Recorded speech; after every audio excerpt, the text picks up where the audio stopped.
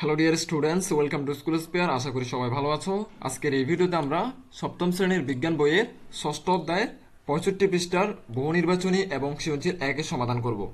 So পরীক্ষা একটি ভালো রেজাল্ট করার জন্য তোমরা নিয়মিত আমার ভিডিওগুলোর সাথে সাথে সৃজনশীলগুলো একটা একটা প্র্যাকটিস করে নিবা, সেই সাথে বহু নির্বাচনী সহ। কারণ তোমরা যদি এগুলো রেগুলার প্র্যাকটিস করো, পরীক্ষা 100% ভালো একটা রেজাল্ট করতে পারবা।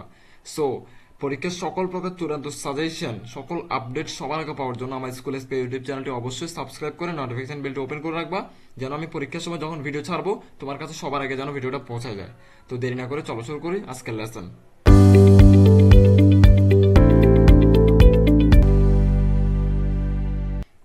প্রথমে 64 পৃষ্ঠায় তোমাদের কিছু বহু নির্বাচনী দেওয়া আছে। তো আমরা একটা একটা বুঝিয়ে বুঝিয়ে তোমাদেরকে দেখে দিচ্ছি। এক নাম্বার বলছে যে কোনটি মৌলিক পদার্থের অণু? মৌলিক পদার্থের অণু হচ্ছে অ্যানি, মানে নিয়ন। ঠিক আছে, অ্যানি, নিয়নের সংখ্যা হচ্ছে অ্যানি। নিচের উদ্দীপকের আলোকে 2 ও 3 নং প্রশ্নের উত্তর দাও। তো এখানে একটা উদ্দীপক দিয়ে দিছে, এখানে কিছু সংকেত দিছে এলাইনে এবং এলাইনে কিছু প্রতীক দিছে। তো 2 নম্বর প্রশ্ন কি বলছে?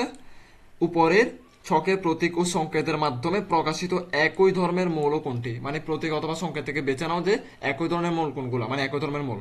এর উপর আমরা দেখতে পাচ্ছি এটা হচ্ছে Cl2 মানে ক্লোরিন, এবং আরেকটা হচ্ছে Br2 মানে ব্রোমিন।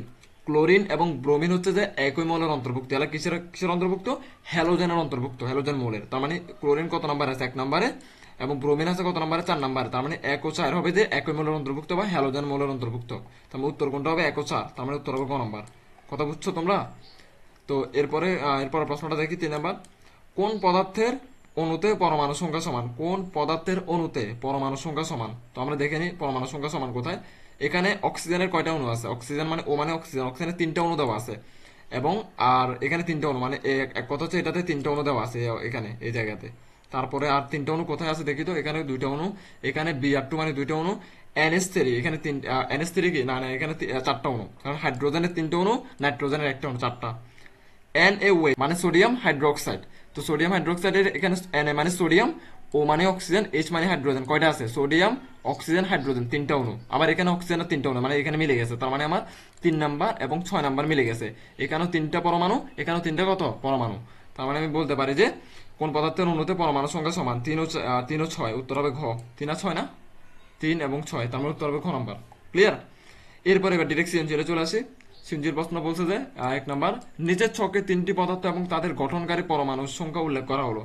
এখানে তোমার সোডিয়াম দিছে একটি, ক্লোরিন দিছে একটি, ফ্লোরিন দিছে 2টি, কার্বন দিছে একটি, অক্সিজেন দিছে 2টি। মানে এই পদার্থ 1 number box, 2 number box, 3 number box করে দিছে।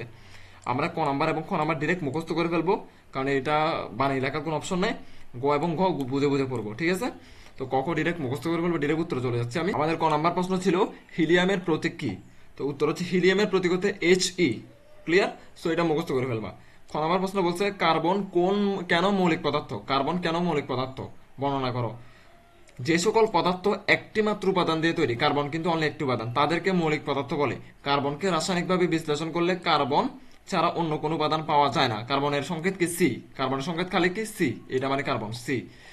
তো এরপরে কি বলছে? অন্য কোনো উপাদান পাওয়া যায় না, অর্থাৎ কার্বন একটি মাত্র উপাদান দিয়ে তৈরি, যায় কার্বন মৌলিক পদার্থ। মানে সোজা কথা হচ্ছে যে যেটি একটি মাত্র পদার্থ দিয়ে তৈরি তাকে আমরা মৌলিক পদার্থ বলবো, ঠিক আছে? এরপর গ নম্বর প্রশ্ন আমাদের কি বলছিল? গ নম্বর প্রশ্ন বলছে 1 নং পদার্থটির সংকেত সহ রাসায়নিক নাম লেখো এবং গঠন প্রক্রিয়া ব্যাখ্যা করো। 1 নং পদার্থকে, 1 নং পদার্থ মানে এই বক্স, এটা এই বক্সের মধ্যে যা যা আছে এটা কি করতে বলছে? সংকেত সহ রাসায়নিক নাম লেখার জন্য বলছে এবং গঠন প্রক্রিয়া বর্ণনা করতে বলছে। আমরা দেখতে পাচ্ছি এখানে দেওয়া আছে সোডিয়াম, Na মানে সোডিয়াম, Cl মানে ক্লোরিন। তো সোডিয়াম এবং ক্লোরিন, সোডিয়ামের একটি অণু, ক্লোরিনের একটি অণু, সোডিয়াম ক্লোরাইড। মানে সোডিয়াম ক্লোরাইড মানে হচ্ছে যে সোডিয়াম এবং ক্লোরিন যদি আমরা একসাথে করি, বিক্রিয়া করি, তাহলে লবণ তৈরি হয়। কোন লবণ? আমরা যে লবণ ভাতের সাথে খাই ওইটাই তৈরি হয়। মানে লবণের সংখ্যা হচ্ছে সোডিয়াম ক্লোরাইড মানে NaCl, ঠিক আছে? তো আমরা এটা ব্যাখ্যা বিশ্লেষণ দেখে নিই। উদ্দীপকের 1 নং পদার্থটির সংকেত হলো NaCl, কারণ ওই সোডিয়ামের একটা অণু আর ক্লোরিনের একটা অণু, দুইটা মিলে সোডিয়াম ক্লোরাইড। এর রাসায়নিক নাম সোডিয়াম ক্লোরাইড, যেটা বললাম, যা খাবার লবণ নামে পরিচিত। পদার্থটিতে একটি সোডিয়াম থাকে, একটি সোডিয়াম পরমাণু এবং একটি ক্লোরিন পরমাণু বিদ্যমান। ওই একটা সোডিয়াম Na আর একটা ক্লোরিন Cl। এখানে একটি সোডিয়াম মানে Na পরমাণু, একটি ক্লোরিন মানে Cl পরমাণুর সাথে যুক্ত হয়ে সোডিয়াম ক্লোরাইড গঠন করে। তোমাদের কাছে হয়তো এটা কঠিন মনে হচ্ছে, এটা সিম্পল কিন্তু। মানে সোডিয়ামকে আমরা Na দিয়ে লিখি, মানে Na মানে সোডিয়াম, আর ক্লোরিনকে আমরা Cl দিয়ে লিখি। তো এই Na এবং Cl একসাথে করলে বলা হয় সোডিয়াম ক্লোরাইড। মানে সোডিয়াম ক্লোরাইড মানে হচ্ছে লবণ। দেখো তো Na যোগ Cl, মানে Na যোগ Cl তোমরা এভাবে লিখবা, সংকেত দিয়ে NaCl কে একসাথে লাগাই দিবা, মানে সোডিয়াম ক্লোরাইড। সোডিয়াম আর ক্লোরাইড যদি তোমরা আলাদা আলাদা করে খাও মারা যাবার সাথে সাথে, মানে এটা বিষ ডাইরেক্ট, সোডিয়াম এবং ক্লোরাইড, ঠিক ক্লোরাইড।